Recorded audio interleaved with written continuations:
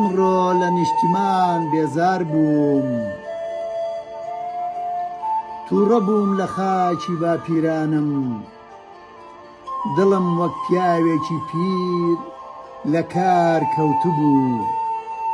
پرسییم لە خاک تاکەی هەموو ناپاکیێ دەگریتە خۆت، تاکەی لە ژێر پێی نابوتەکانی نەتەوە خۆت بێدەنگ دەکەی. لای تۆش فەرقی نییە پیس و پاک، چاک و خراپ، تاکەی لە ژێر پێڵاوی هەموو دوژمنێک و خۆفرۆشێک و نەتەوە فرۆشێک و بازرگانەکان خۆت بێدەنگ دەکەی. لەکوێ تووڕەبین لە نیشتمان و خاک، لە بازرگانەکانی خوێن یا لە خۆمان تووڕەبین و بڕۆین سەفەر بکەین.